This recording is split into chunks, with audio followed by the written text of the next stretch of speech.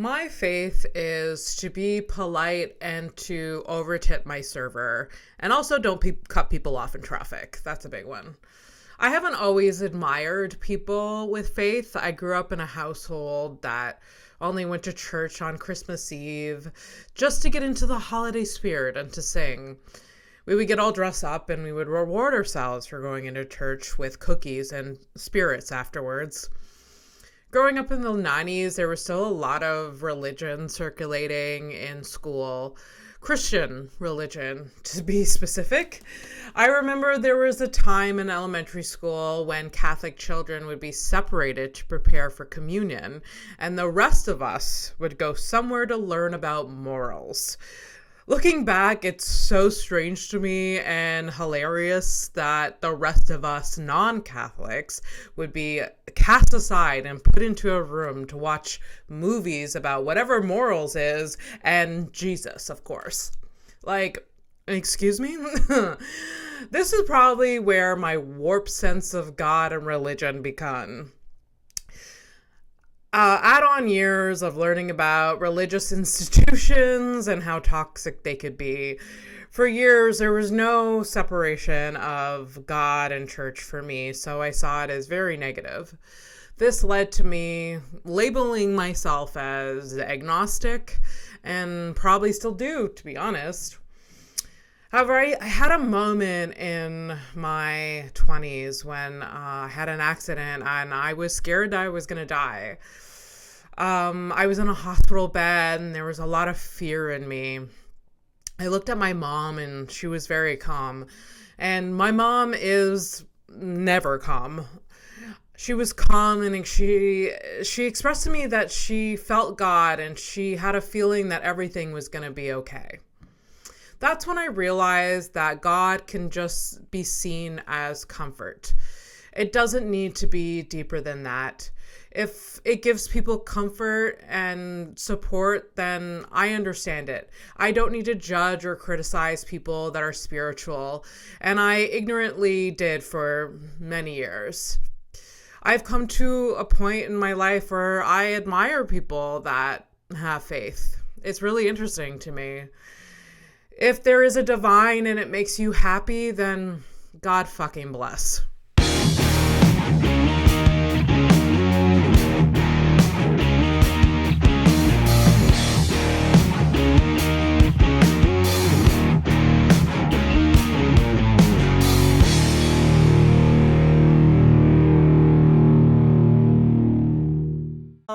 All right. You ready to go? Yeah.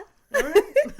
Well, welcome to House of Stone, the podcast where everyone has a story and we get into the nitty-gritty of it all.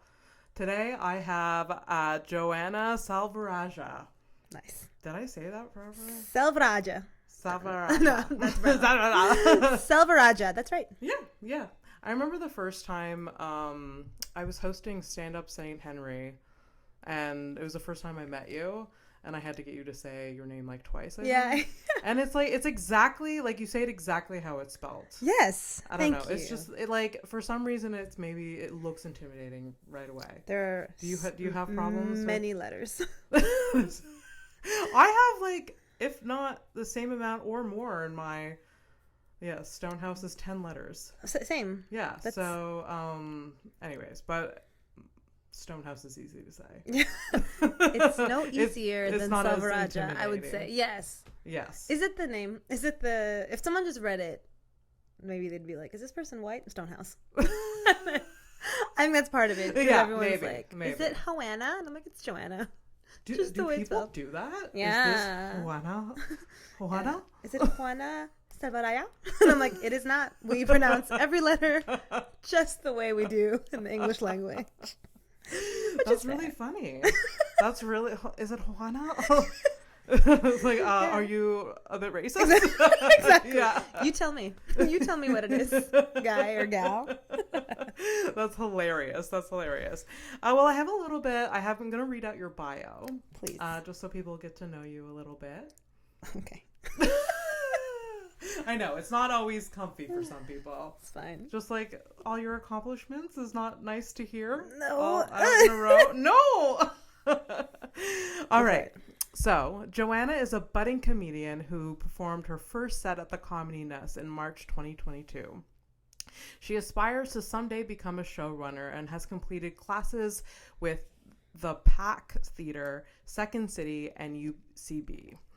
She has worked alongside notable comedians, including Rachid Badouri, completed 2 pilot scripts, and was featured in Zoofest her first year of comedy. She loves to workshop with comedians and edit jokes, all while crafting her own material. A child of conservative religious refugees, Joanna has a unique outlook of life and is determined to use her upbringing to connect with people throughout laughter. That's such a nice bio. Thanks. Yeah. So tell me a little bit. Okay. So first off, I said I wanted to do the theme about religion. Yes. I've been wanting to do a religious episode for so long. Yes, because one of my biggest inspirations in comedy is Pete Holmes. And you're like, Jesus. Notoriously hilarious. But yes, love Pete Holmes. You know Pete Holmes, yeah. We'll circle back to Pete Holmes. Continue. Yeah. And his podcast is about comedy, sex, and God. And so, like, he's literally the reason why I got into comedy. Wow. Because I was in my 20s. I became obsessed with this podcast. I became obsessed with, like, listening about the You Made It Weird podcast? Yeah, You Made It Weird. Like, obsessed with, like, learning about, like, how his upbringing, his like other comedians' lives and their connection with God, and, like, you know, anyways, all the nitty-gritty stuff, like, that people go through. I didn't know that was what You Made It Weird was about. I thought it was just like an interview.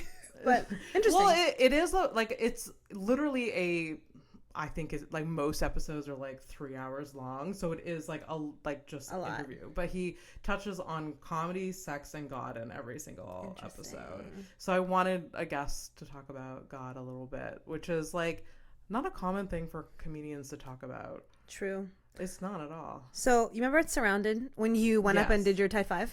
Which is the stupidest experience of my life. Okay, context, Just for Laughs had a show called Surrounded. Yes. And literally it's exactly what it sounds like, where the audience is surrounded in a circle, and the comedian is in the middle, and they're doing crowd work. And Rosebud Baker, love her to death. Love her. She loves you. Pulled me on stage to do comedy, which I was not planned to do, and was great. A little bit my worst nightmare, but but it was so good and it was so fun, and you killed it, and everybody laughed at your stuff, and it was great. That was great. You were, as an audience member, that was great. And I've even seen your set, and I was like, look at this. Your credits should say Just for Laughs alum, because you were featured in that show. We all saw it. There's much proof. Yeah, and I don't know where that recording is going. Do we know? They do it, so they'll edit it, right? The guy there, Spencer Griffin, who's super nice. Maybe I'll be completely edited out, but you might be, and that's fine. They have it somewhere in their stuff, and then it gets released in the metaverse because people wear it that way. Right. It's a virtual show. So the very first year, not the very first year, my very first year in JFL last year. Yeah.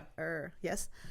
Pete Holmes was the closer for that show, and I was in the front row. It was at Mainline Theater. I went to one of the Surrounded shows. I don't remember Pete Holmes being there. I remember Pete Holmes like that year being in the festival. I saw him a couple times. So he was on the one that we attended. Okay. And he picked me and Raji in the crowd, and he was talking with us. Okay. What did he say? So I will not. Pete Holmes is not racist, guys. Let that be the context of this. He's not racist.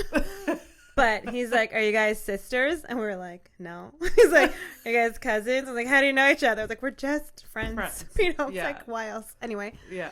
So, got to know us a little bit. Then he brought me on stage and like wanted me to like sing a song with him, because he does that sometimes. Yeah. So he brought somebody else first, and then he's like, "What about you?" And then at some point he's like, "What do you do?" And I didn't know, and I just said, I was like, he said the prompt was like, "What are you nervous about?" And I said, "I have a show coming out."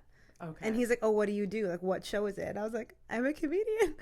And I went like this. I'm a comedian. And then he's like, and he was so sweet. He's like, don't do that. And he was like, you're a comedian. He's like, it's the one job when you say it. Exactly. 100%. And then at the time he had asked me about he said, can I know the title of your first joke? And I said, Virgin. And then he laughed and he said, are you? And they kind of laughed. And I said, well, I was raised religiously. And he was like, and and I forgot. So we had like a little moment and it was cut out. And I kind of want to ask them, like, can I just get it? I'm sure like fans of him in the audience were like, oh my God. Yeah. Maybe. But that was it. That's so funny. Yeah. So I feel you. I feel him was great. Anyway, I'm sorry. That's a long really story. Cute. I feel like, because literally Rosebud was just like, if you don't get on stage, you're not a real comedian. Where like Pete Holmes was like, you're a real comedian no matter what. And like he said, it's the only job that when you say I was bullied it, on true. stage by Rosebud. But she nailed it. But it's fair. If I didn't go on stage, I think it would have been a weird moment, and then we'd all be talking about it. We'd be like, remember when Abby ditched? Like declined. What a little bitch. But like it is like I tried to get out of that. Like she asked what I did, and I was just like, guess what I do. Yeah. Like I was just like, I didn't want to answer. I'm like, oh, I'm unemployed, and then like and then for some reason it came out that I was whoever I am. Listen, and you had the proof because you did your set. It was great. I guess so. I'm trying to not look at us, but I'm like, that was a fun show. Surrounded was a fun show. Like to see. Like, I really liked it. Yeah. Do you think you could do that? Like nope. Crowd work. You know what? I think it's that I speak to Ben about this a lot. The idea, so it came up because one of the days, like the tickets were kind of low, at McKibben, so I was like, oh, let me go out. Like we can go out and like bark and we'll get people inside. And Ben's like, okay, like if you want to do that. But he was like, I just feel uncomfortable. He goes, it's one thing when you buy a ticket and then I come and I like roast you. But he's like, it's another thing if I'm outside calling you and then I'm like, fuck you. So I think crowd work, I'm trying to get better at crowd work. Yes. But the vibe is like, it's fun, mean-spirited, and I can't. And if I do, it's like by accident, right? Like, because I'm like, oh, what do you do for a living? And everyone's so embarrassed. But I was like, but I want to know. Yeah. Just tell me. I'm not going to be like, oh, you're a doctor. There's a way to do crowd work that it's not mean-spirited, I think. It is, like, intrinsically, oh my God, I didn't say that right. Intrinsically. I got it. Yes, you did it. You did it. What she said. We are a team. It's more funny to be mean, I think. Like, that's like our go-to, or maybe it's easier. But I also think, like, as women, it's not received the same way. When a guy does it, like, you're silly. And when a girl does it, like, you're a bitch. Like, it's true. You have to be so likable and so, like, like, it's very difficult. I find it difficult. It's true. But it's a good muscle to practice. I've been, like, trying to do it a lot more. And turns out I really love it. Like, I love doing crowd work. But, like, we don't always have, like, the stage time for that because we have smaller sets. And for sure. I saw you host third floor. Yeah. And you did a lot of crowd work and it was fantastic. Thank you. That was a good night because it was literally like 5 people in the crowd and one of them was a comedian. Yeah. So you got to like know them. And like it was but sometimes that's a great way to, especially like at a low stake show like that, like an open mic on a Sunday that like, you know, is it free or like it's very anyways.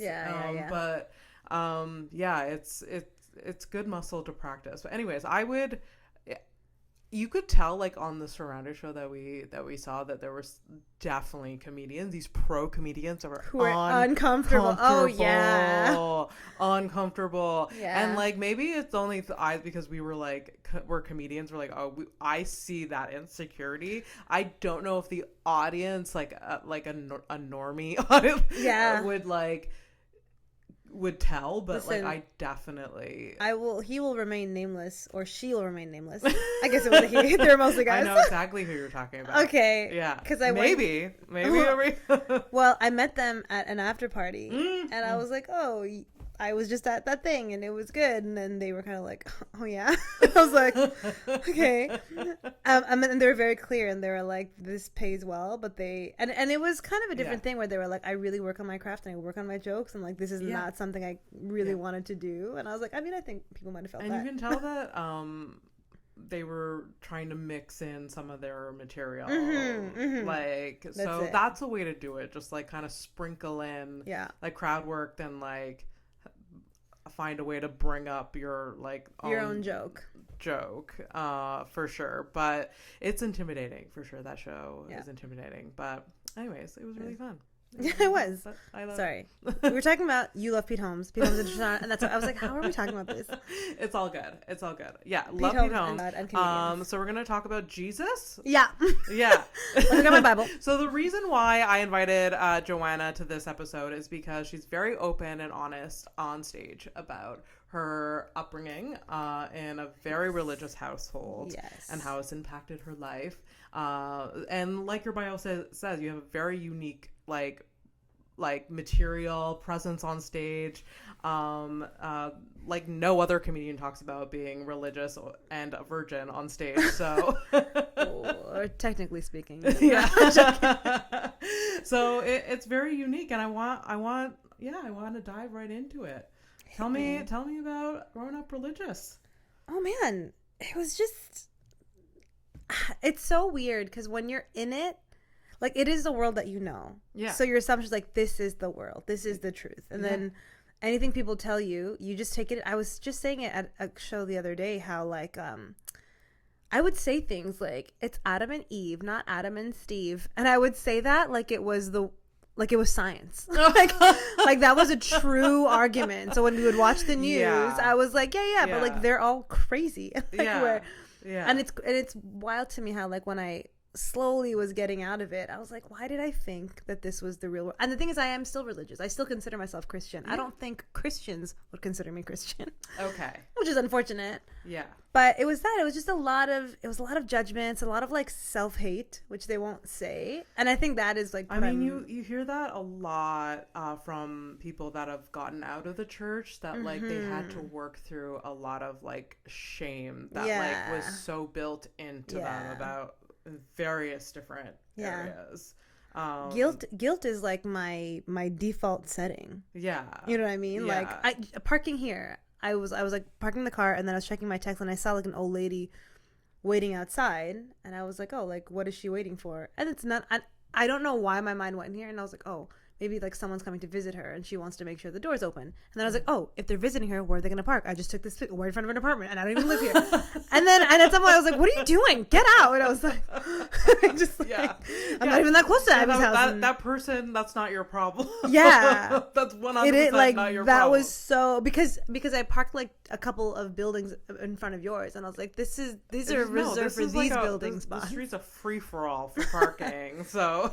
I'm gonna come back and like smash my window. Like my grandmother waited outside.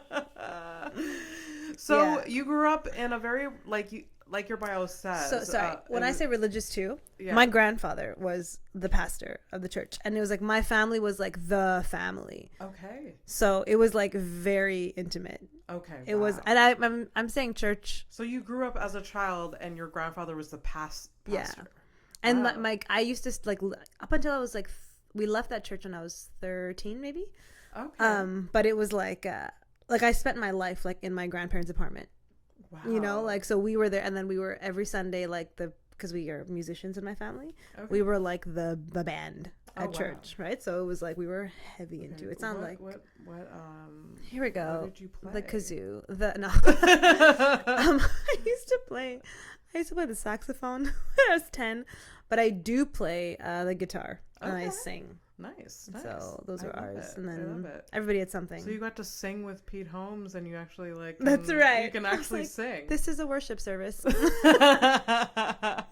so awesome. Mm-hmm. So what was your like day-to-day life as like a religious child? And I also want you to answer, like, why you leave that church at 13. Yeah. I mean, this will be public, but it's kind of screwed. Day to day, I mean, it's such a blur now because it happened so long ago. But I really remember, like, I would wake up early, get dressed, go to school all day. The bus would leave me at my grandparents' place. And I would eat food. I would watch a bit of TV. I would do my homework as much as I could, because then there was a Bible study or a prayer meeting, and it would start, and I would like have to attend. Okay. And there's this whole thing about like, because we were like the leader's family, it was like, well, you have to be the example. I was like, you have 8. To what? Like be the example. Like we had to attend, and then everybody. So you had to be very, very like. in it. present and in it, and like lead by a good example. I would only go to my home, like my parents' home, like to sleep. Oh wow. You know, and like even like schoolwork, all that kind of stuff. Like, so this was that was every single day. But for sure, because I remember that like it was like Monday, Wednesday, Friday, Saturday, Sunday. Oh wow. Maybe Tuesdays and Thursdays. I can't remember, but it would also be like, you know, part of church is like, oh, Abby's going through a hard time. She's coming over, or we're going over. We're gonna pray. You gotta be here, and we're like, okay. And then on the days that it wasn't like with the church praying, let's say, if my dad was home, because my dad worked at the airport, so his schedule was like up and down. But like we would have our own prayers, like with our family. Okay. It's just like all the time, something or other. Holy moly, I grew up like not religious at all, so like so I'm sorry if my questions are fucking stupid. They're not, especially the way I grew up, because I think you'll ask most people who are Christian and they're like, oh, we didn't have that. That's not, so I will say it's Christian, but it was like a cult. I mean, really, it was culty. It was culty. My grandfather. In what way? My grandfather, who just died like 3 weeks ago, was. I'm sorry. Oh, don't be. It's fine. No, I'm joking. I appreciate it. I do. I have very complex feelings about this, and this is. It's because, like, I mean, you left the church, so maybe like there was there's been a drift between your grandfather and your family. I'm guessing. He was a pastor, in the way that like the Catholic Church has their versions of priests, I would say. Oh, wow. So that was the thing. And he was like, he had his demons, and he was not a nice man, and he was not nice to our family, and he was not nice to a lot of people, but he was wonderful to a lot of other people. So this will be public to my family. Sorry, guys. Okay. All right. Okay. This That's so interesting. Sponsored Thanks by Pigeon. for the coffee. Sorry. This was really good. Oh my gosh, mine is full of sugar. How do you take your coffee? I don't. You don't. Is this hot chocolate? This is a chai tea. Oh, okay. But I had one before coming, and it was so good. But I thought they steeped it. But I think they're just pouring the chai, because this just feels like sugar. I should have just got a Coke. Anyway. But yeah, we left that church. He wasn't a good dude. Okay. And it's very much like hurt people. I don't want to make excuses, especially because we did. But so even that was part of like, I would see the home life and be like, huh. And then you would go up on Sunday and be like, da da da da, and no one knew, right? So I was like, okay. Oh, absolutely. Oh my gosh. Yeah. Okay. And what did Bible study entail? Like, you literally read the Bible. No, it was like little versions of church too. So ours was. So here's the thing. Here's what I'll say too. My parents are, they're from Sri Lanka. Yeah. And they have they were passed down like a colonized version of Christianity. You know what I mean? Like it's missionary. Okay. And then they come back here. So Christianity is an Eastern religion. Jesus was born in, I think, what's like present day Palestine. I guess that's up for debate, really. It gets colonized. It gets brought back to the West, back through all this kind of stuff.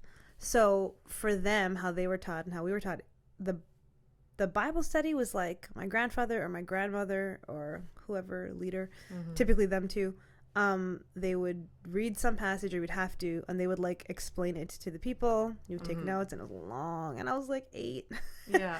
These are grown people, and sometimes it would be in our language, which is Tamil, which I didn't speak. I could understand it more then. Okay. They would do that. They'd ask questions, and he would pray and pray and pray for like hours on end. Oh wow. And that would be it. Like, school is important. We are brown. But it was like, if I had school and I didn't get my stuff done before like 7 or whatever, they're like, well, tough. Too bad. Yeah, we have time to be for Jesus. Exactly. I have to figure it out afterwards. And then I went to Christian school as well. So holy shit. At least in elementary, it was like regular. Yeah. Like, I wasn't allowed to go to school on Halloween. Because they would do it because it was the devil's birthday. This Christian school would go to This was when I was in my elementary, which was not Christian. My parents were like, you can't partake in Halloween, so you have to spend the day like at your grandparents'. I was like, oh man. Okay. And then I went to. A lot of like strict religious people not celebrate Halloween. I know like the Jehovah Witnesses don't. It depends on your mood. Okay. Or you'll go like the church that I most recently left, they would do like, now they're doing it's the fall fest, or like harvest, like come dressed up, but not for the devil. just for fun. I guess I get like it's conflicting because like there's people dressed like as witches and devils and everything like that. Yeah. So they think it's that. Yeah.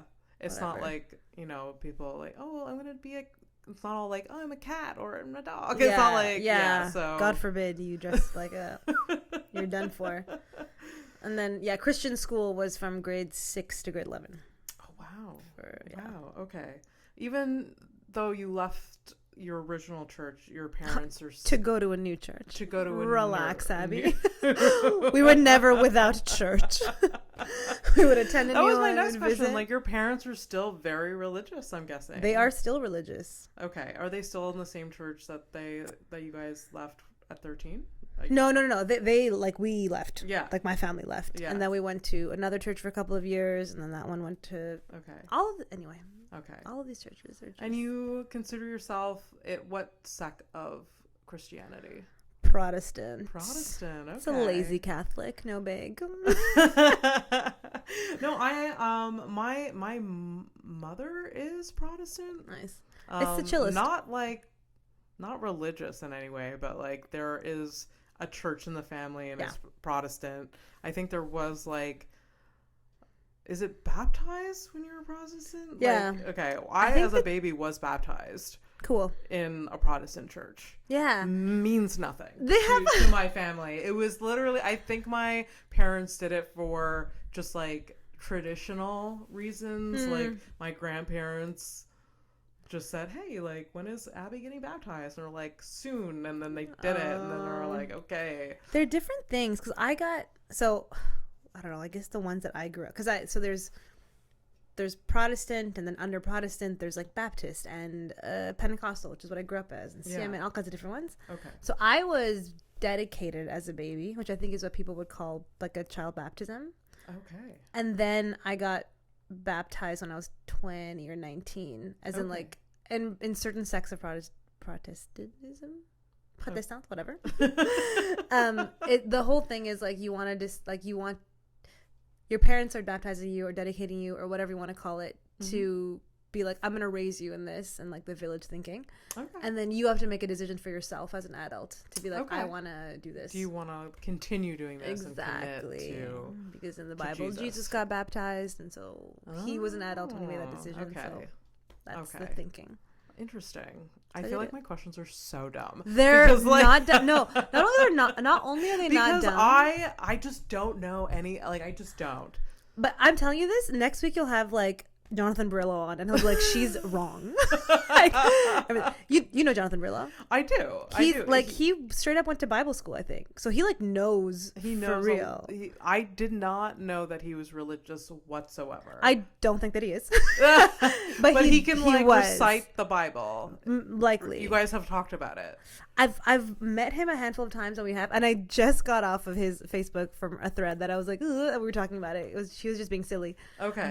But John, because John went to Bible school, he probably knows a lot more, like, in theory as well. For me, like I say, I'm still Christian, because it's like I call it like a faith more than anything else. Okay. I might not know all of these little things. That's why for me, I'm like, this is why I got baptized. There's you probably have like so much in your like subconscious that just like that like if someone like was to recite like a Bible verse wrong, you'd be like, actually, that you wouldn't even know. You know when you know like shitty lyrics to shitty songs because you just like heard it so much.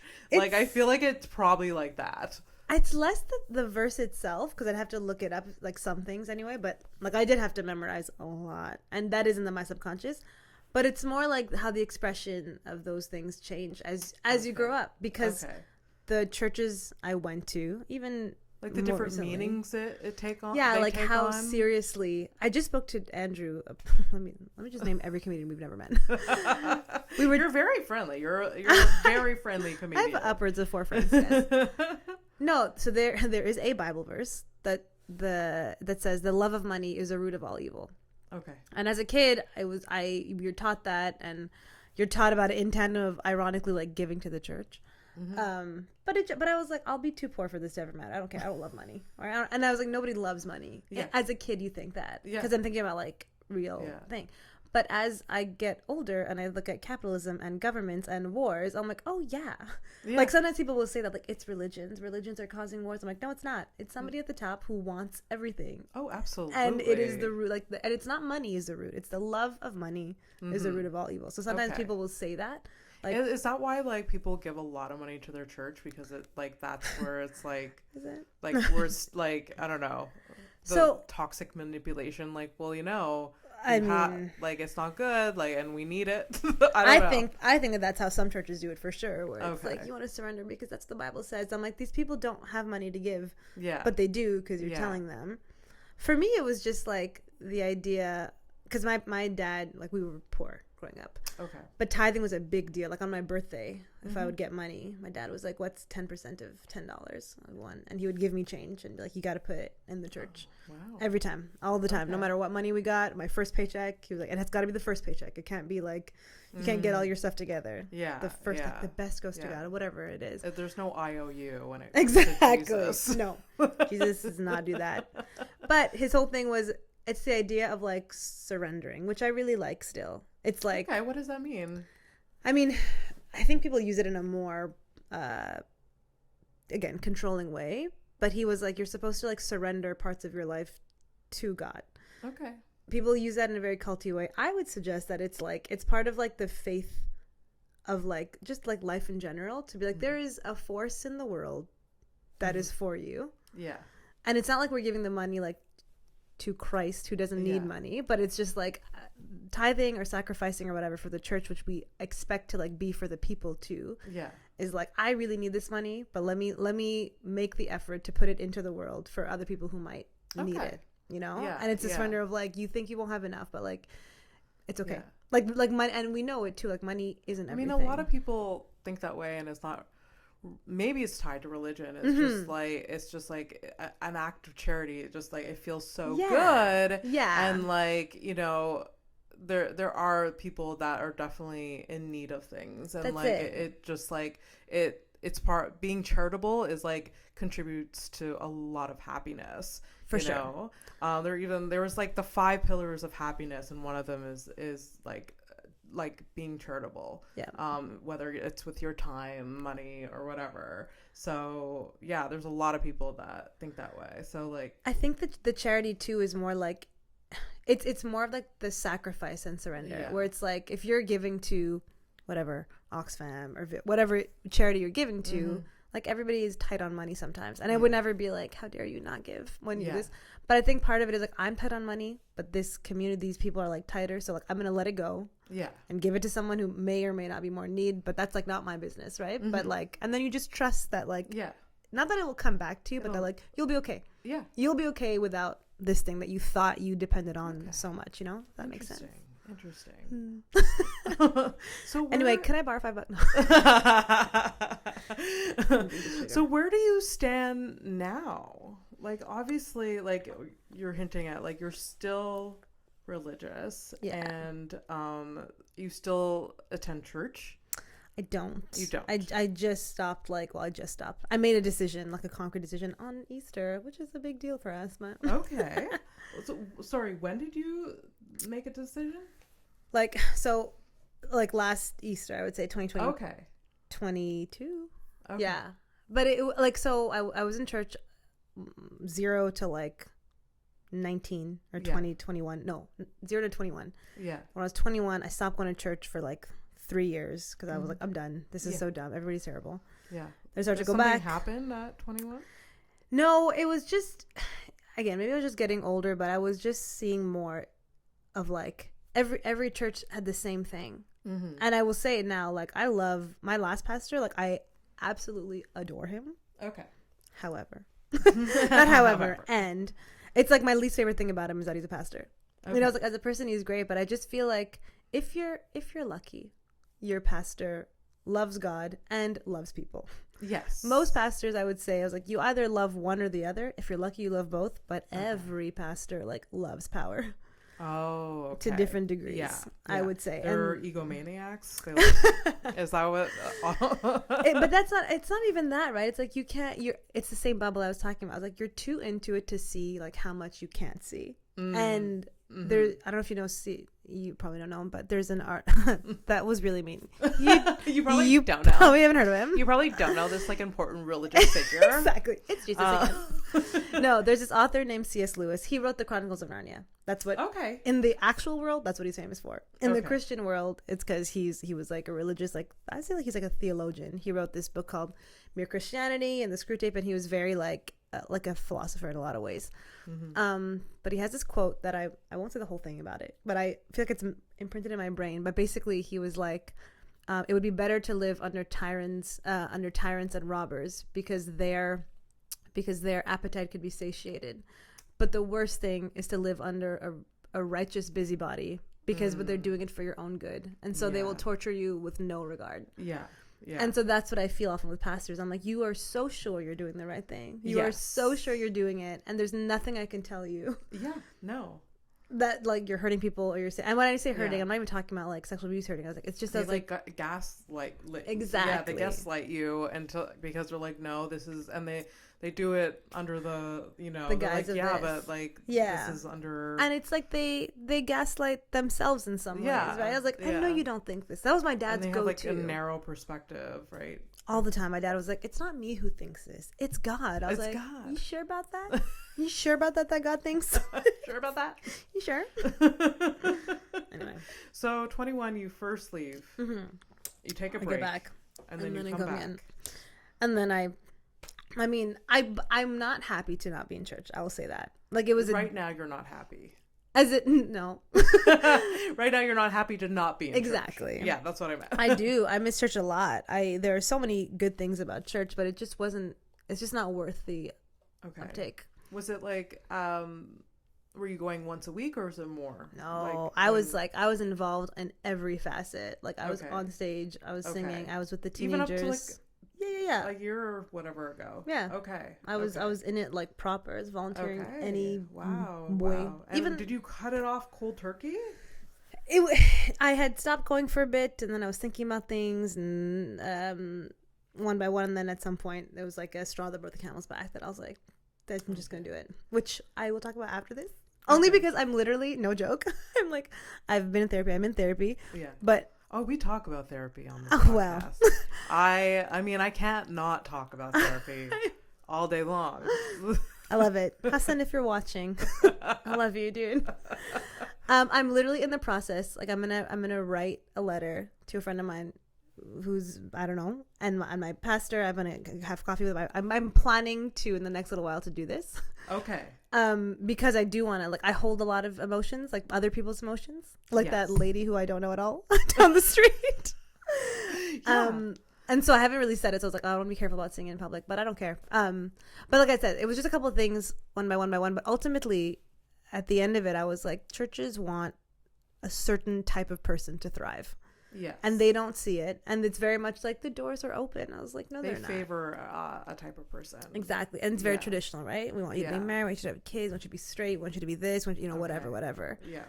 And I was like, I'm not that person. And it didn't bother me, and it doesn't bother me. But then when you're in church, I'm like, oh, maybe I should hate myself. Because I feel like there's somewhere deep inside of you guys there's something different about me than like what they favor. Yeah, and everybody in every church I've been to has been like incredibly kind, and they're always like, "Oh, you're just great. We just love you. You're just like I would love it. Like I'm with their kids. Like I was like, you say that, but if your kid ended up like me, like it would be your nightmare. Yeah, because it's like cool from a distance, but like okay. Tell me. If your kid ended up like you, what do you think that is though? Like what? Like not married? Yes. Okay. Not married at this age. Okay. A, not married, or B, like I have a lot of friends that are men, and they're like, "Why? That's so weird. Oh, why is it? You're just here to like home wreck. You're just here to be, it's like," and it happened almost like, I think people treated me like a kid, and then when I turned like 27, 28, all of a sudden I was like, "Who is this old woman who's like here in these streets, like doing whatever, just little things that, or things like things that you would want to lead in church and." Random like couples would do stuff, and I was like, who are they? Like, who cares? They're married. And I'm like, okay. Oh, sorry. And that again, to me, that's like most churches are like that. Okay. If you go like higher up in leadership, it's always like, well, You know, interesting. that kind of So stuff. you don't feel good about not going to church, but you're still religious in your heart. You're still like believing in God and Jesus and everything. For sure. God and Jesus. Do you have your own like personal practices? I mean, I pray pretty often. Okay. Like, I pray often. I try to. There's this Instagram called Black Liturgies that I love so much, and she wrote a book. The author or the handle, her name is Clartha Riley. She has these like the book is called This Here Flesh, and I'm like rereading it as though it's a Bible. Okay. But she talks about the fact that a lot of religious people, specifically Christians, like we're so caught up with the afterlife and like nothing about the material world. Yes. And she is autoimmune compromised. Is that how you say it? Okay. She has some kind of disease. Immunocompromised. Yeah. And so the book is kind of about like the importance of paying attention to the material world. And she's like, if God has given us this world, like why aren't you looking at the trees, and why aren't you taking space, and why aren't you looking at people? Exactly. Yeah. Okay. So, but I consider all of those like religious practices and that kind of thing. Do you think being on stage is a religious practice for you? I don't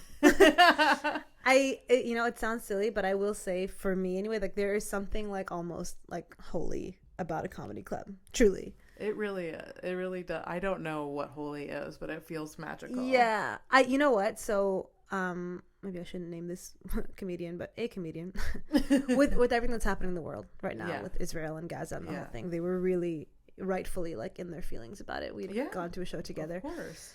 And I mean, just being with them before, like it was heavy on their heart. I could see it. And then they were going up on stage. So they went up on stage. The crowd was a little bit, and they did their best. But I wouldn't say, I was like, it's not about that person. Like the comedian was still doing well, but the crowd was like stiff. Yeah. And he came off and he was like, oh, like it's me, it's this, it's that. And I was like, no, you don't know. I went back on. And at some point, it was an uptick, right? He just put it on, and then the crowd starts to laugh and laugh and laugh, and he's doing it. Yeah. And every time he would come off stage, he would still be like, still heavy. And I was speaking to him after, and I was like, actually, like the whole world is going through this right now. And I was like, do you understand that, like, for whatever 8 minutes, brief moment, you're like giving people a distraction. Yeah. Well, I don't even. It is a distraction in some ways, but it's also not. It's mindful, right? Yeah. Like these people have chosen to be here in a moment because whatever time they have on earth, they're like, I want to spend it here, and I want it to be good, and I want to be fun in the midst of this like clusterfuck that is the world. It's almost like, besides like giving them like a distraction, or like they're choosing to be here, like you're like, it's such an honor that like you're like, oh, you're not gonna look at your phone for like an hour and a half because like, and you're gonna give us attention, like absolutely, this is like amazing. Life's too hard. I went to the Gotham Comedy Club in New York. Okay. And it was like a monthly event that they do, whatever. And then at some point, the host it was like a kind of singing thing too. So he brought up this random girl in the crowd. She came up, she sang, she was great. And then he was like, hey, can you say your Venmo out loud? And then he's like, if everybody here gave $1, she could pay for her meal. And I was like, wow. And he was like, it's nice. And then he went on this little small rant about, he was like, the arts are really hard. And he's like, and it was very courageous of her to come up and do that. He's like, and I fully started crying. Like, it's so true. Because life is hard. And then I went to see him afterwards. I was like, well, you said that. Yeah. And I was like, but it's true. I was like, and he kept saying that so many times. Like, life is hard. Life is hard for everybody. It's like, life is so, so, so hard. And he's like, and then you came here and that you're with people. Like, it's a big deal. And then people, and I was like, those things feel spiritual. I think a lot of times we don't think that, and we take it for granted. No. Like, because we go on stage like almost every day. We like, I mean, I'm guilty of not thinking of that. Like yesterday I was just like having a weird day and just like went and just did my thing and then came back home and then went to sleep, like, but it's such a magical thing what we get to do. Absolutely. And just such an honor that like these people just decide to like accept us into their lives for like a brief period of time. For sure. We can become very like huge egomaniacs if we wanted to. Yes. 100%. And we know people who are. I mean, a lot of us are narcissists. Yeah, so. Exactly. But we just hope that it doesn't go to the toxic narcissist side of things. For sure. So you're gonna write a letter to your old pastor? No, I'd like to speak with him face to face. I think he'd handle it. Like I said, I love that dude. But are you like with your therapist like mindful that he's probably like I mean, like you said, like they often gaslight people. Like, are you like worried about that? I am. I'm sorry. I don't know. Part of me, I don't know if he will or he won't. Okay. Hopefully he won't. It's not that. But the reason why I wanted to do it was just because, again, I was like, I have been holding a lot of people's emotions or stories. Yes. And so I've come to a place now where it's like, I don't want to hold these anymore. Yes. You can have them or you can throw them, but like, I will not hold them. Yeah. So that's it. It's interesting that came with religion with you. And do you see that with a lot of people that like they carry guilt and they hold on to people's problems like that? Maybe. It's not people's problems necessarily, because it's not like someone was like at a bad day and I was like you feel like you should be serving them in a way. It's like the secrets I keep, that we all keep. I won't say this is church specific, but I've experienced it more in church than anywhere else, where the way that I feel about it is more like it's like a kid who thinks Santa is real. Okay. And you're like, I know that he's not. I know that this is not true, but you're not going to tell that kid that. So like you're holding that kid's belief because you don't want to hurt him. Yeah. But if you know that Santa is like robbing cars or something, at some point you might be like, hey Santa, like I'm not gonna tell this kid the truth, but if it comes up, I'm gonna tell him you're doing this. I'm gonna tell him this kind of thing. And again, I don't want to, just in case anybody watches it, my pastor's great, he didn't do anything. It wasn't that. It was more just the idea. In churches, I often feel like people probably had an idea of me or who I was, and all of those things are still true. They were, but it was just like, but you don't know what it's like when you're really in it. Okay. And when everyone's like nice to you, but there's just that like insidious feeling of like, but you don't like belong. Oh, what I told my therapist, what I'm going to tell my pastor, I don't care if this comes out, but it's the idea that I think for me, it was like, I know that churches and religious organizations in general, like only look out for their own. But what made me sad was like, I thought that I was your own. Yes. So when you didn't look out for me, that sucked. And then I was like, okay. So and the crazy thing is like, me leaving kind of happened in tandem with me like starting comedy. Yeah, I was just gonna say that like that the timeline is very interesting. Yes, because like you start comedy in March of 2022, and then you leave your church. Yes. Unrelated, I promise. But the funny thing is, so my start with this comedian, Rachid, he used to come to my church. Oh, wow. He probably still goes there. I don't know. Okay. But he would see me on stage all the time. And every time I would see him, he was like, you're so funny. And I was like, thanks. And that was that. And whatever. I would see him every Sunday. He was very sweet. His wife, his kids, everything was fine. And then one day I moved out of my parents' place. And it just so happens that he lives like very close to me, which is kismet. Okay. But he was translating stuff. And he was like, we got a translator. I didn't really like the way that it was translated. I would love for you to look it over. And I was like, why? And he's like, because you're so funny. And I was like, oh.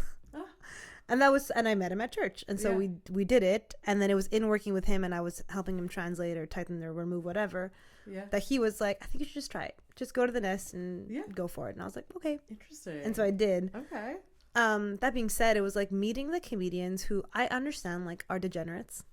Present company included. A lot of us are degenerates. I am one and was one, a worse one. But I was But I actually think like they're really not. Like they're so kind. They're so sneaky kind.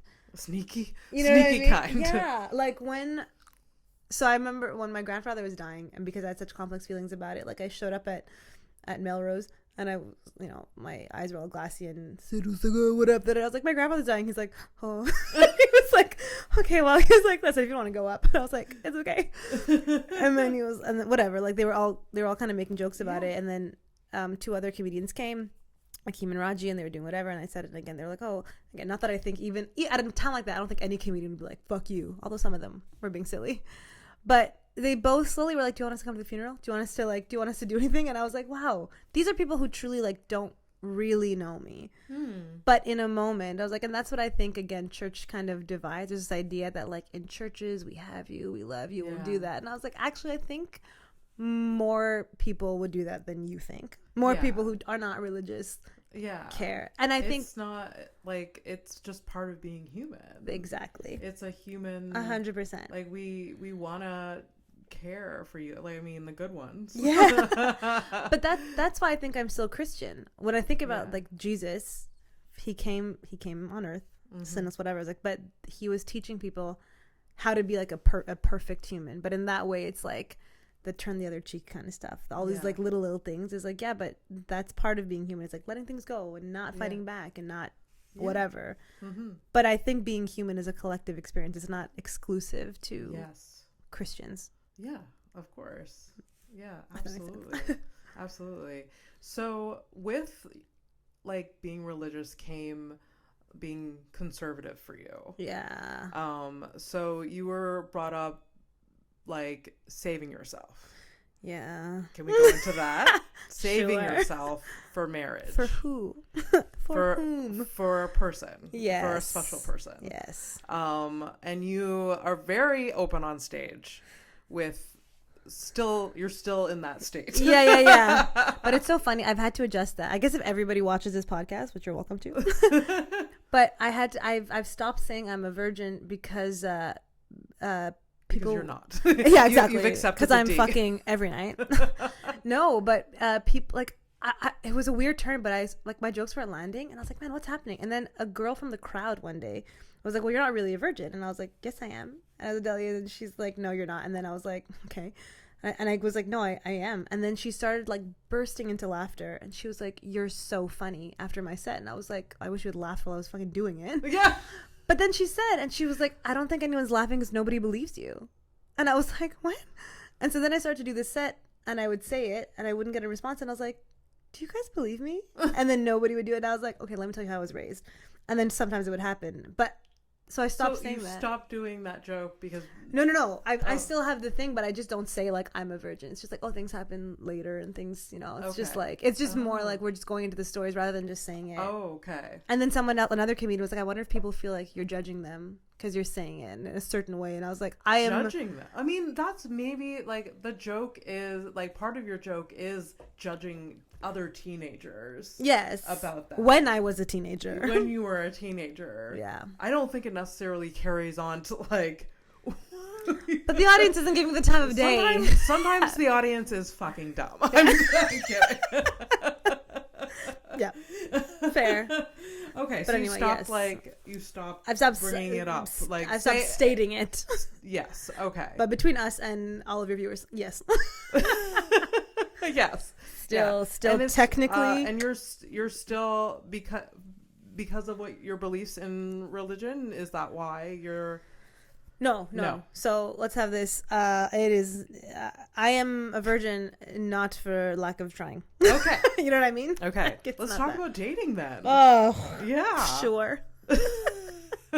Are you actively dating? Disaster. I am no. No. As in, I would love to. You would love to. You know, I'm on these apps and it's just a mess. Okay. But you're off the apps. You're just living life. And seeing if you maybe meet someone. I'm still on the apps. I would love to meet someone, but I think I'm going to delete it like this week. I'm going to see. It's crazy, Abby. This is literally my therapy session from this week. I have that way about me. Yeah. And I apologize if I have inquired too much. I guess you've moved into my soul, so here we are. No problem. Go for it. Ask me all your questions. So you may have a date this week. You said? I don't, maybe, but okay. I doubt it. Okay. You know, you want to laugh? He was so good looking. We were online. He was so good looking. He's so good looking on the pictures. Yeah. He sent me a voice note. Great. A+ voice. Oh. And then I just took another gander and it said Christian. And for me, I was like, red flag. Even though I am. I saw it and I was like, oof, I don't think I want to meet this guy. Like, son of a bitch. Yeah. I can't get away from them. Yeah, exactly. I mean, some people, okay. So people label themselves as Christian. Mm-hmm.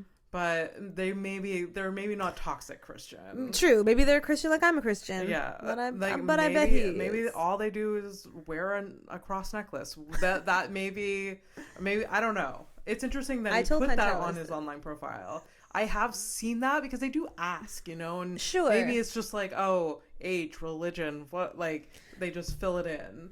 Yeah. So maybe not judge. Maybe, exactly. Yeah. I mean, I am Christian, so I do judge, but you're right. It's part of your way. That's it.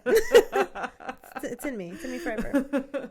So it's not from a lack of trying, but the dating scene is not the greatest in Montreal. It's not the greatest, but I will say in this facet of my life, yeah, like sexuality specifically, I'm like a teenager. Like You're like what? like I'm like a teen. Like if a boy was like, "You're ugly," Well, I would cry. Yes, of course you're like, yes. You know? Because it's very rare for, like, you're 32 now. I'm 34, Joanna. It's not that the issue. It's the virgin of 32. Yes. No, I mean, it's not an issue. If it's only an issue if you make it.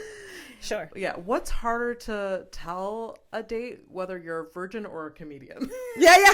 Exactly. That's probably, like, those are, if like, you didn't you like have to this, spill the beans on two major real things. early. I don't know if I would spill the beans on being a virgin anymore. Someone told me, it's funny. Just let them get to know you. Like, it's really none of their business. I think so. It's funny enough, like, my guy friends, or two of my guy friends were like, I would want to know. They were like, if I was sleeping with someone, and I was like, what is it? He's like, because I would be more careful. I was like, you should be careful with everybody. He's like, I know. And he's like, but it's different. And he was like, I don't know. I would tell them. And I was like, I would at least meet the person first. yeah, I wouldn't just like, bang, but you don't have to, like, say it on your online profile. And it can't be like, it can't be like first thing you say, like, hi, I'm Joanna, I'm a virgin. Like, that's not. I didn't. I would never. No. I mean, it's definitely, I can't even imagine how hard that would be to kind of test the waters. Yeah. You know? And would you date a guy that's a virgin? Yeah, I would prefer them not be. Okay. One of us should know what's happening. You know what I mean? Like, I'm being 100% serious in that way. I would rather not have a virgin. Okay. And yeah. Okay. But That's fair. Yeah. I mean, it's not that hard to, like, learn how to do. Yeah. Once you do it once, you figure it out. Yeah. It's gonna be awkward the first time, no matter what. But that, I think, like I said, but guys just don't get it. Like, I started wearing tampons when I was like 22 because they don't, and even me, like, I think I understood, like, even in theory what sex, like, they were just like, you know, men and women are like in a bedroom and whatever. And okay. And then I learned it when, like, guys would make jokes or girls would be like, and they would do this. And I was like, what are we doing? Like, what's happening here? Right?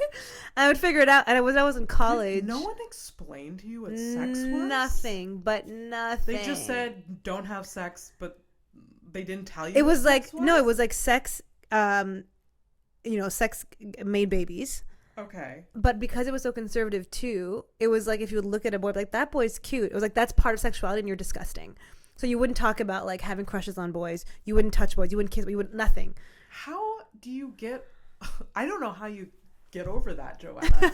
And how you're like, because obviously you carry so much shame just, like, being nice to someone or, like, thinking someone is cute then. Let me tell you a story to everybody and to Abby. Let's do it. When I was in high school, so the bus stop is here. My grandparents' place is there. Yeah. And I was on the bus, a city bus. And I got off with a boy who was also at my church, who I did not speak with, who I didn't know, but we were both going there because it was church time. And I get there and I get into the house or the apartment, whatever. And my mom, like, slaps me across the face. And I was like, what just happened? And she's like, Auntie X saw you gallivanting with the boys on the bus. And I was like, what? Because I was walking next to this boy who I didn't know anything about. She calls my dad at the airport, who calls me back, like, when I get home, right? And then they understood, like, well, and that Christian, it's the appearances of evil. That's a verse in the Bible. A stumbling block. That's a verse in the Bible. So, like, you being next to a boy looks like none of this. Be careful for what. Yeah, in my everything, like, at school, like, no dancing, no this. I remember hugging a boy on his birthday, and a teacher was like, "That's enough. That's enough of that. Like, enough hugging." So it was like, holy moly.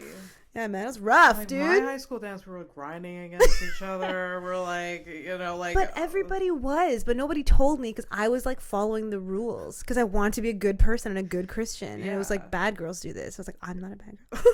I'm a Christian girl. It's crazy. I wish anybody told me they were giving BJs in the church bathroom. I would have done it. People were doing that? Yeah. You know that now or I know do you that. Do that, like, then too? They were just. I think then it was like the girls who you knew were doing it were like, "Oh, Abby's doing that." But you know how Abby is. They're like, "Yeah, she kisses boys like a whore." You know. So the girls who you knew were I was doing... kissing boys like a whore. That's right. And proud of it. So I still kiss boys like I'm a whore. the girls who you knew were doing it were like, those are the bad girls. So it was like further proof that you're like, you don't want to be. And I feel so guilty about that. And those girls were the nicest girls. They were always the most kind. Of course. Crazy. They're not judgy. That's why they're nice. That's nuts. That's nuts. That was it. So I didn't know anything. In college, I sat next to my college crush in developmental psych class, and we were watching birthing videos, and I was like, oh my God. And I was looking at him and looking at it, but not only was it just that, I took birthing videos in developmental psych. Okay. But still, yeah. But I remember learning, and I took sexuality in my first semester in college. And I took it as like a real class because we were still 17, 16, right? That must have been a revelation for you. Listen, Abby, I was sitting in the front row. I had soaking it all in. I was paying attention, and everybody in the back, they're laughing because they all know Joanna everything. got 100% in my class. Listen, on one of the days, I used to ask questions all the time, and then people would like laugh, and I didn't know why, so then I would stop, and I would wait after class to ask my teacher. Yes. But she had another class, so I would follow her to class. I was like, "Hey, Miss Lily, you said this. Yeah. And she's like, "Sweetheart," she goes, "Can I ask you a question?" I said, "Sure." And she's like, "Are you a virgin?" I was like, "Me? No." And I was like, "They call me the sex haver. I do it all the time." And she was like, "I know you're nervous, but like I have to go to places after class. Like just ask your questions during class." And I was like, ugh. Yeah. But the fear of that, it like fun is intimacy, but it was a pain thing. Right. So when I knew how it happened, and she was like, dicks get hard and they go inside and your whole, and I was like, oh my God. So like, you're like scared. That's it. I was like, oh, there's no way. That's why the tampon thing, I was like, nothing will be going up there. And that's why sometimes when guys make jokes, I'm like, you don't have that. Yeah. So you don't know. And then I want to be like, here's the tampon thing. Like, stick it up your butt. Just do it right now. Just like, I'll just do it in and out, and you tell me if you're nervous or not. Yeah. Right. Like, yeah. to do it. But I remember the first time I used a tampon, I was nervous. Yeah. Because I started using tampons before I actually had sex. So like I didn't know my anatomy exactly that well. So like it was scary. For sure. It was terrifying. Yeah. Definitely. For sure. So you only started using tampons when you were 20. That's interesting. Yeah. Yeah. And it was Christian friends. Because I had my period, and they were like, we only have tampons, and I was like, okay, I'm gonna run across the street and get one. And she's like, what are you talking about? And they they shoved me into the bathroom with a bio book and like held the door shut. It was the apartment was right above Cafe Orange. Like, go put 2 fingers in there. I was like, hey, it's gonna get stuck. And I'm like, no, it's not. It can't go that high. And I was like, I can't. And the first time I did it, whatever, it doesn't matter. The first time I put one in, like I was literally on the phone with a friend. She's like, okay. And she's like, do this and push it. I was like, okay, I think it's there. She's like, how do you feel? I was like, well, I can. She's like, you shouldn't feel it. But I was like, yes, there's something. Definitely feel it. Right. On. I was like, there's something in my vagina. I know it's there. And then yes. she was like, well, you shouldn't feel it like at the base. I was like, no, I know it's there. So she's like, so it's not deep enough. Push it in. And it was so painful. Right? Because I didn't know it dried it. So then she's like, okay, just take it out. And it was so painful. So then I'm like underneath my faucet with like water running. I was like, ow. And when I finally got out, I was like, none shall pass. Nothing is going to go in there ever again. No. I will be celibate for life. It's fine. Is it still a fear? The pain fear? No. Well, okay. No, sorry. For guys, a little bit. Because guys, they're always like yes. I bet you can't handle this dick. And I was like, I would love for you to take a picture next to a tampon. Because maybe you're right. So yeah.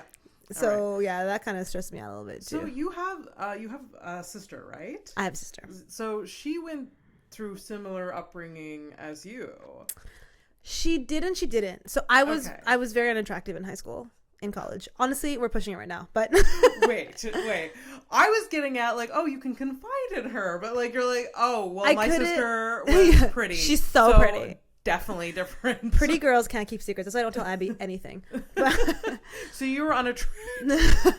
But what I mean by that is that Lisa, so I was unattractive. So yes, I was nervous about all these things, but I didn't even have the option. Boys were not coming to me to do stuff, so it was easy. But my sister had guys who would like try to hold her hand or be like, you're so pretty, or they would kiss her. So then I think for her too, like she knew that it was bad, but when you're faced with it different, like I was a kind of Christian person who was like, I'll never drink. I had alcohol for the first time when I was 18, right? Because I was like, it's a law. We just can't do that.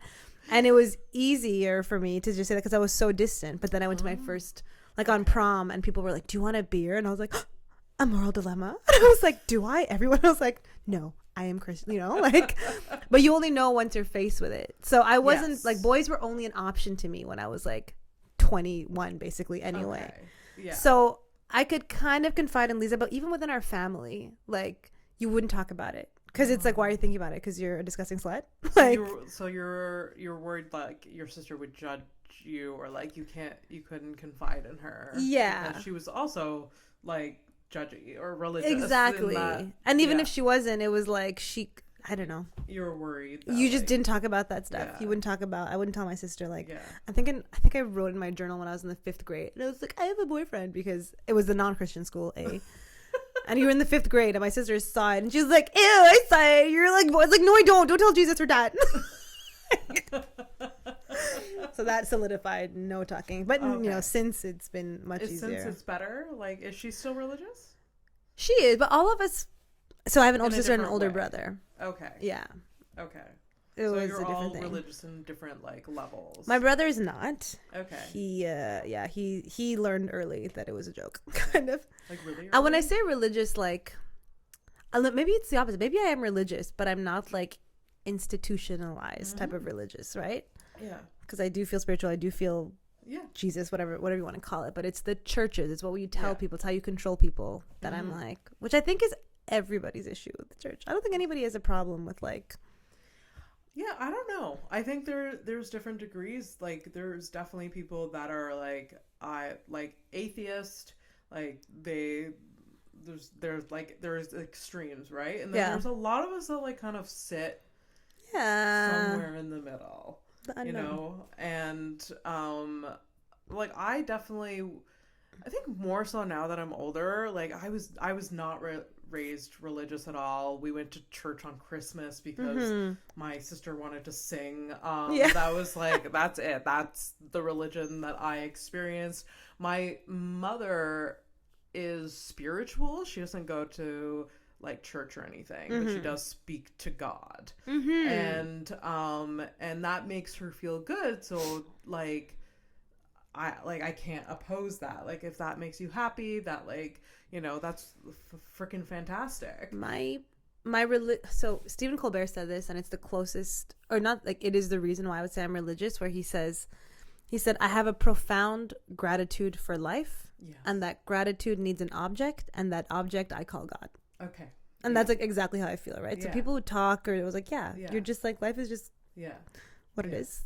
I definitely. And like, I remember like being very, I think in my 20s, being very like kind of judgmental of my mother, because I was more like agnostic or just like didn't really give a shit about it. And I'm just like, I went through a lot of shit in my early life, and I was just like, oh, I don't, like, if God is real, then I wouldn't have gone through all of this. Like, I was like in that stage. Sure. And I had this experience with I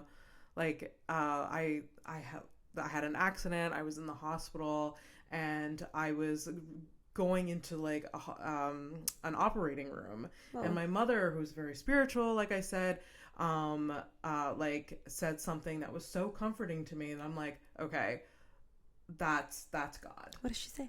Well, it was like I was scared that I was gonna die, and like I had a sister that passed away many years ago, and she said to me, God wouldn't take another daughter from me. Oh. And like, I don't know, like, to me that was comforting. Just like, I don't know what it was. It was like those comforting words, whatever that is. I don't know what it is, but like my mom's like strength came from her belief in whatever. And like, that to me is God. Like, those comforting words, what you comfort yourself is God, whether or not that's real, or whether it's like based because like your belief in like Jesus or whatever, like that's God. So since then, like, I don't follow really any religious sect, but I'm more open to the idea that like you can choose your own way, and like, you know, just have gratitude, and like be mindful of your surroundings, and just be thankful, and like you said, that like that quote, like, just put it on an object. And that is God. For sure. Yeah. It's beautiful. Yeah. Beautiful. It's true. Yeah. I would never like probably go to a church ever again in my life, but it just doesn't really like, it's not really not my vibe, but it's tough. When I say I miss churches, like there's some community things. Honestly, it's similar. I would say it's not dissimilar to a comedy show. Yeah. When you're in a comedy show, I don't know why I'm calling it a comedy show like that. It's so weird. I don't know. At an event. Yeah, when you're at comedy a club, show, whatever. Comedy. There is something about like laughing. It's not the same as when you're watching a special at your house, right? You're like, I'm in this community of kind of strangers. It's a different energy. Yeah. And I think that in most, like if it's a synagogue or a mosque, or like that's what you want to. You want to be with like-minded people. Mm-hmm. And like-minded, I know, has like an insinuation, like it's a big culture, it's a bit this, like, but it isn't quite that. It's just the idea that like you're not alone. Okay. You're not alone, like in these moments, in these things. Like there are other people laughing with you, or praying with you, or taking communion, or what have you. Those things I miss. Yeah. But it comes with its own sets, unfortunately. Yeah. So are you gonna engage a bit more in like these community things that connect you with God? So do you think eventually? I don't think so. I mean, I don't know. Never say never. We'll see how I feel on Christmas. I might go back over Christmas. You know, I still have friends who are in churches. There's one girl who like she has my heart. Okay. Like she's one of the teens I used to volunteer with, and I love those kids. And she was thinking about getting baptized, and I was like, I know that I'm not in church anymore. I was like, you'd invite me, and she's like, yeah, you have to be in the front. And I was like, oh. But of course I would go. I would support. I just went not too long ago because my old church they launched like 2 services because they were getting too big. Okay. And that's a good thing. That's a big deal. And I was like, hey, I'm happy for you. Yeah. And so I went, and I slipped. I went late. I left early. So I could like not talk to anybody. But he saw me. I left him a card, and I was like, yeah, I'm happy. I want people to do well, but again, it's like, but you don't really want the same for me, I don't think. Or you do on your terms. Yeah. I don't know. Yeah, absolutely. Let's talk a bit about comedy now. Yes. What about it? So you started about a year and a half ago, and you literally have had a whirlwind. A whirlwind. It was a whirlwind. Like within a couple months, you were part of the Just for Laughs festival. Yes. Which is incredible. Jesus is Lord. Which is incredible. What made you go on? Well, you said it was Rachid that like encouraged you to go on stage for the first time. So what, like, was that the push you needed? Was someone telling you, like, what was the process that led to that? It was the push I needed, I think, because I've always said, like, why don't I try it? Why don't I do it? And then I didn't. Were you a fan of stand-up? Not really, honestly. Really? As in, like, I would watch anything Kevin Hart does. When I was a kid, my brother would watch, Eddie Murphy, Martin Lawrence, all those people. So I would watch that. I wasn't not a fan, and I was told often, like, you would be a great comedian. And one of my best friends who we talked to, we would both get told that. And every time someone would say it, even though we didn't watch it, we're like, are you an idiot? Like, do you know how hard it is to be a comedian? What you mean is I'm funny. Yeah. Don't just throw that line around, whatever. But, sorry. But there is a difference between, I mean, sometimes people throw that line around, but, like, I know when I talk to someone, like, say, when I was single, when I would go on a date, there would be there was people that were funny, and then there was people that were stand-up funny. There is a difference. There's definitely a difference. What's the difference? It was just like they are like they're not like kind of recycling like cliches that are funny. They're like actually coming up with like unique like funny thoughts. Like, they're able to riff with you. Like, oh, maybe that's what it is. Yeah. I went to the salon last week, and as the guy was doing he's doing my hair, and I don't know, I don't even know what I said, but at some point he like gets like in my face, and he's like, "Es-tu comédien?" And I was like, "Actually, yeah." And he's like, "I can tell." I was like, "Oh my god." That was the validation I needed for the rest of the year. So, but I feel you.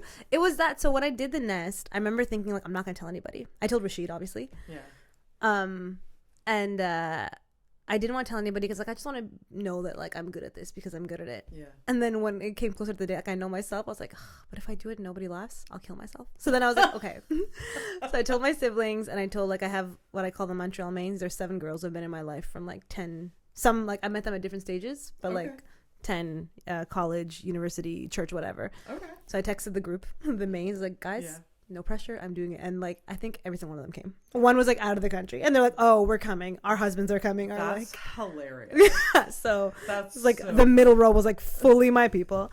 So I went up, it's like I still have the set record. There's like tons of laughter. I was like, okay, like let's be real, like freaking them. But I remember looking into the crowd, and my friends who are very supportive, but they were like, I was like, bitch, laugh out loud. Yeah.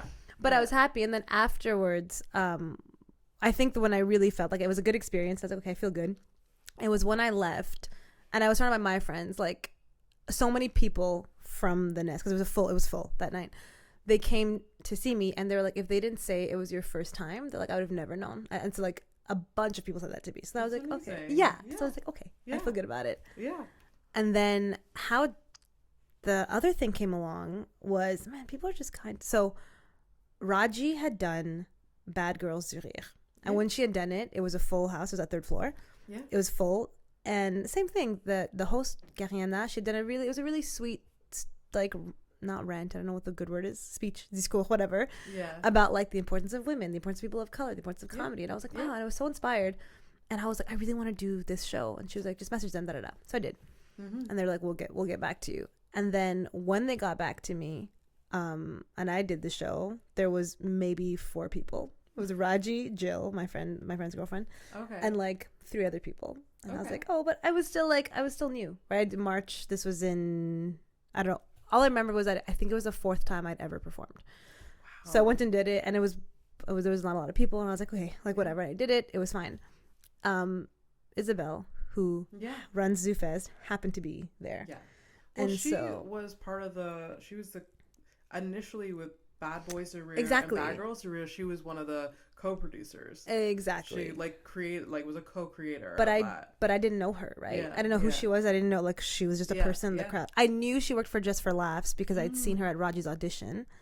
And I remember telling Raji, because I saw her again, I was like, you should go talk with that girl, because I don't know who she is, but she's obviously involved. So she was there, and I didn't speak to her at all. And I was like, just smile, whatever. And then she reached out to me, like, after that. So it was the 4th time ever. And I was like, wow. And I say that story, and I think a lot of people, the narcissist, whatever, like, hear that, and they're like, you didn't deserve it. And truthfully, maybe I didn't. I don't know what to say about that. But if anyone was offered that, they would take it. So. Well, that's it. But it's less that. No matter where, like, I don't know. Like, there's no such thing as like, oh, you didn't deserve it. You didn't put in your dues. Like, well, that is what it is. You're gonna say no, I didn't put in my dues. Like, were you supposed to say that? Like, I don't know. Maybe I don't know. Maybe I wasn't. It doesn't matter. I took it. But I didn't know. It was just it was an offer, right? Yeah. They were like, oh, do you want to do this? And I didn't really know what Zoofest was, but I was like, sure, it's part of the thing. Yeah.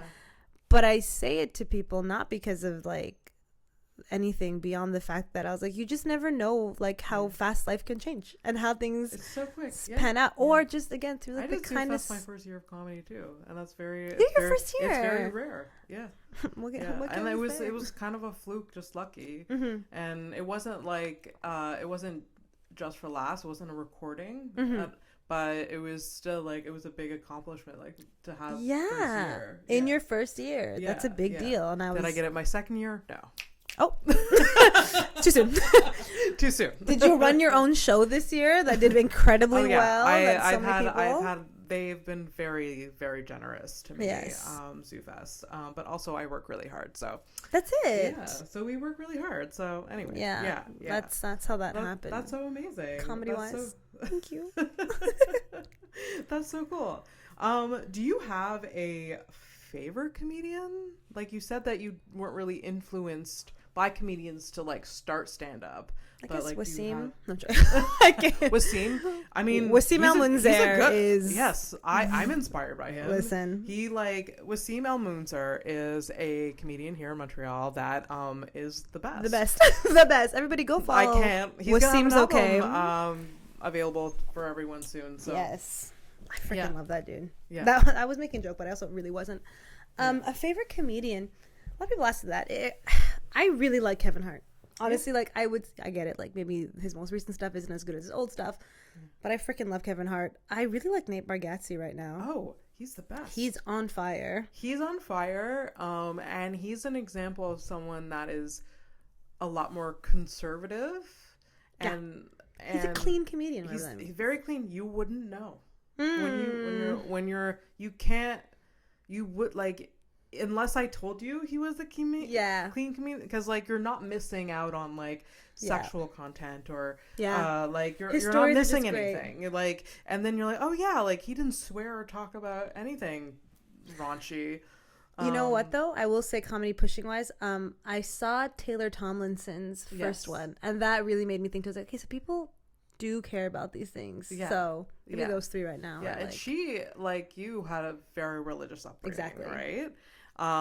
And has come out of it or whatever. Yeah. Who are yours? And she talks about her religious trauma on stage and like a whole bunch of like she's very good. Who are your comedians? So like I said at the beginning, like my love for stand-up started with Pete Holmes. Yeah. And because of his podcast, I became huge fans because he had these guests and it was always a comedian. So I started like diving into like different comedians that he would have on.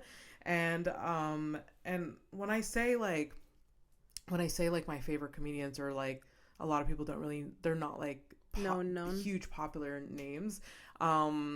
But they're big and they're making a living. But Moshe Kasher is I know Moshe Kasher. Yeah, so he's by far my most.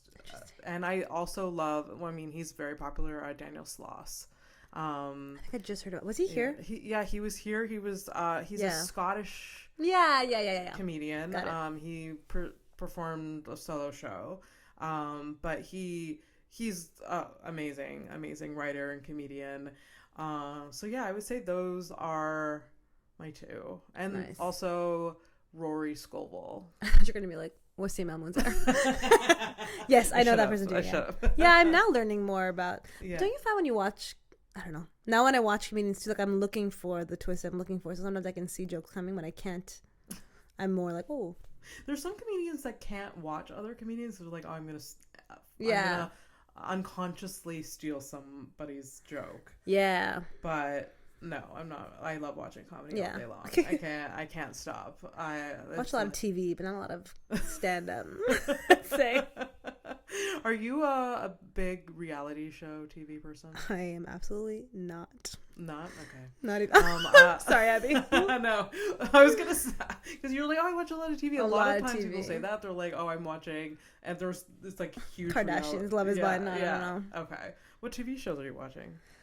I mean, right now everything's streaming, but the current new ones I'm following is The Morning Show on Apple TV Plus. Okay, I heard that was good. Loki season 2, and the new like The Boys on Amazon Prime, which is an excellent show. They have like an offshoot or a spinoff. That's good. Interesting. There was you like really. This is so weird. It just came out this week. There used to be a show called True Beauty, and it was a reality show. It was. Do you remember Punk'd by Ashton Kutcher? Yes. Okay, so it was like off of Punk'd, and he did it. And the reality or the show was that they had a bunch of models who they said were like, it's for like a modeling competition. Okay. But it was actually judging like their kindness. And so when you would get kicked off, it was rough, but it was great. I freaking love that show. You're actually an asshole. Yeah. No joke. And so it was hosted by Alyssa Milano. And is this a new, like, is this still running? No, I think it was one season because maybe it was like, we don't want to see beautiful people sad. This is giving someone like psychological trauma. It was incredible. It was like somebody would get kicked off. So basically it would be like the one that I really remember was they went to some high school to do I don't know what. And then the plant was like, there was like a nerdy kid sitting on his own. Okay. And the mean school kids like, that guy sucks. And some of these freaking models like, oh yeah, that kid's gonna like shoot up the school. I was like, you guys are grown ass people, whatever. And then one model went and sat with them and was like, school was hard. So when they get kicked off, they're like, beauty is only skin deep. Like, do you think you're beautiful on the inside and out? And they'd be like, yeah, I do. And they're like, well, and they'd fucking roll the reel of all their secret things and how they were dicks. And I was like, oh shit. It was hilarious. A great show. If anybody could find True Beauty. Sometimes people need this. Yeah. There's people that like I know that I'm like, you were so fake. I hear stories, I'm like, and then you see them in person and it's like the opposite. Yeah. You're like, holy fuck. Yeah, Like exactly. You're a monster. Yeah. Oh my god, that's an interesting. That's my biggest fear. All right. That I'm a Yeah, super I am a monster. sucker for reality shows. Rewatching. And like it's disgusting. I had an whole episode with Mike Carosa like 2 weeks ago, and like that's all we talked about. Just reality. Is reality shows because he's fucking into them. That's so weird. It's really funny. Mike Carosa. Yeah, he's so into like he's responsible for one of the longest episodes of this podcast. Oh, we're gonna meet him. We talked so much about reality. It's a good episode though. It's really, really good. I'll watch it. But like it's bad how into them I am. Like it's like I can't watch TV unless like, you know, some weird conflict is happening. What's the best reality show you've ever seen? I really love Love is Blind. Oh my god. I know. Cool. Cool. Very, very cool. It's bad. No, I love it because it's so Yeah. bad. I need it to be bad. Yeah. So not good. Disaster. Not good. I can't. All right. So you've been a comedian for almost 2 years, a year and a half. Almost. What is your goal? What do you want out of this? I just want to write for a TV show. Oh my god. I would love to write my own show. I'd love to write a play, which I could do. I'm just lazy. Yeah. But that is my goal. My goal is if I became like a famous comedian, that would be great. But But you want to be a comedy writer. Yeah. Amazing. For sure. Okay, that's so cool. Quick answer. How do we make that happen for you? Man, you know, I read all this stuff at the packets. Like you have to write like late night monologue jokes. I have none. I am trying to do this. You have to write sketches. I'm trying to write like a 15-minute like a short film or something. Okay. So we can make it on YouTube and everybody can see it. But okay. Are you actually gonna make it? Like I would like to put some production into it. I wrote those 2 pilot scripts of those 2 classes I took. Yeah. And I was like, I think maybe I could take a scene from that and make it a little bit longer. I had an idea for a play that I think would be easy that I'd love like the comedians to star in. Mm-hmm. Because I think a play it actually isn't that hard to put on. As in like maybe like the logistics of like finding time to rehearse and stuff, but like the Siegel Center will rent you out the place. Okay. And then they have their own people who buy tickets. I have no idea. That world is so unknown to me. It's these goals are becoming more and more achievable. Okay. So I'd like to write a play in the near future. I would love to just attempt to write like a script. Yeah, do it. I would love to. Like it's always been like a you know, an aspiration of mine in the back of my, but I've never actually like sat down. Yeah. Started writing. I've had ideas in my head. I brainstormed ideas with people, but like it's never really like come to life. I don't know how to like physically write a script, like do like opening scene. Like I don't know. Yeah. What's the first thing you do? Like I have no idea. But so that's really interesting. Take the class. And I think that journey to get there to like becoming like a writer looks different for everyone, you know? Like just from my like I've listened to lots of podcasts with like comedians. And a lot of comedians in LA are writers for like various different shows or whatever. It's you get there in various different ways, whether it's like just performing and then you get known that way, or like you just, you know, you start as a freaking intern at like someplace, or it's all about who you know, man. And just start writing. And that's more. Really interesting. I didn't know that about you. Yeah. We're uncovering secrets. Well, we have to wrap this up. It's already been like an hour and 15 minutes. Oh, man. Crazy how fast it went. I was so nervous at the beginning of this episode because I'm like, we're going to talk about Jesus and I know nothing. But you've made it like flow so... Listen, I did come to baptize you though, so it's... Thank you so much. It was so... I don't know. If you're religious, be religious. Yeah, it's great. It's very cool to be religious. Do you, but don't be gross and mean. I don't know. You would one of the when you had sent me, you were like, oh yeah. So the 2 final questions I always end with. Tell me. Is what is the hardest thing you've ever been through, and what are you most passionate about? So guests either answer both or just one of those, because I realized. I mean, there's a reason why I include those questions, because it always opens people up a little bit. And then we get to, but I realize that those are hard questions. But. They are. I mean, hardest thing I don't know. I've had an incredibly fortunate life. So That's what Mike Rosa said the other day. He was just like, I haven't gone through a lot. But that's amazing. I'm glad. No, that's a lie too, though. Yes, exactly. I think it's just that hardest or little things. But I will say the passionate. I think about this all the time, which is that I am so adamant about the bystander effect. You're adamant or like passionate about do you know the bystander effect? Have you heard about that? The bystander phenomenon. Yes, Yes. I've experienced that firsthand many times. I'd give a TED talk about this. You're passionate about the bystander about how effect. we should not be prey to that. We should not be victims of the bystander effect. Or not victims, like we should not be bystanders. Yes. If I had a charity, I would call it bystanders. Yes. So people did stuff. Yes. But I also think that that's part of like my Christianity is like, do you know the story of the Good Samaritan in the Bible? Because you weren't raised Christian, so it's okay, it's fine. But in it, essentially, it's this guy. The only context that we have in like the different accounts of it is like there's a guy who's beaten by robbers who's left by the side of the road. We don't know if that guy deserved it. We don't know if that guy was a piece of shit. We don't know anything about that guy. We don't know what he was going to do tomorrow. Yeah. But he's left by the side of the road, and it's like two religious leaders see him and pass by and you're like, ugh, whatever. Mm-hmm. And then the Samaritan, who's a third guy, and Samaritans in that time were known to be like trash people, sees him, bandages him up, puts him on his donkey, goes to the inn or the hospital, whatever you want to call it, and is like, can you keep him here? Can you fix him up? Yeah. I'm going to pay you, and if there's more, I'm going to come back tomorrow and I'll pay the rest. And then he goes on his way. Yeah. And it's because they're asking Jesus, like, who's the neighbor? And then Jesus says, who was the neighbor in this story? And I was like, this person that nobody cares about more than the religious leaders, right? Yeah.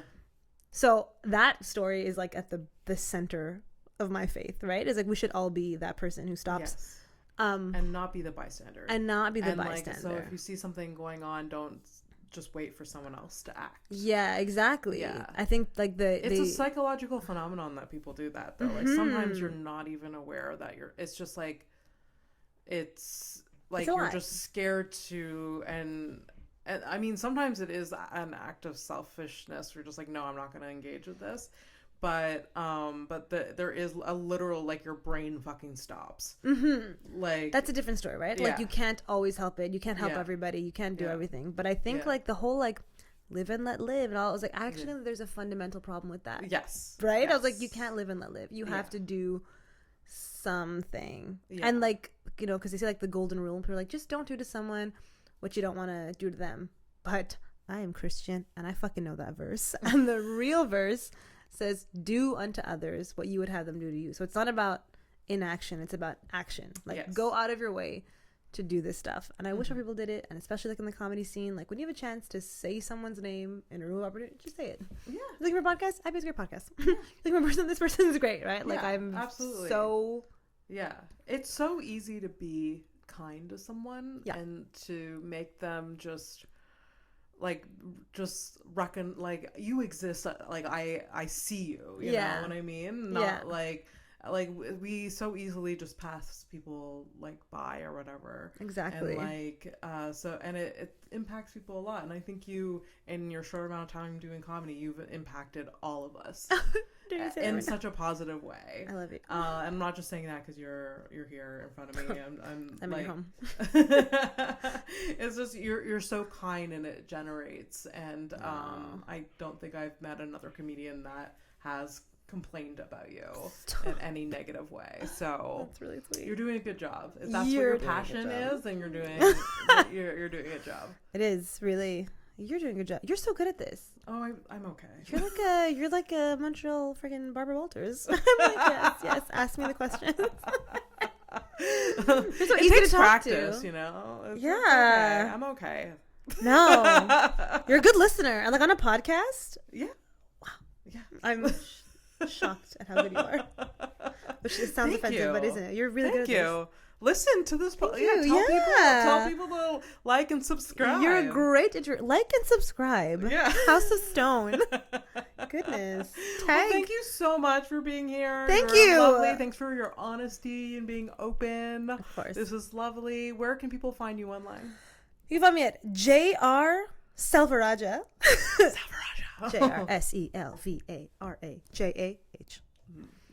Joanna Selvarajah. Follow me. Yes. Love you guys. Yeah.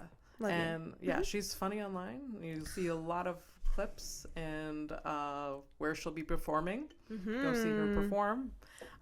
You can follow me at abpstone_MTL, houseofstone.com for all the links to all the episodes and all the information there. Like, follow, subscribe, and thank you so much. Thank you. Yay. Bye.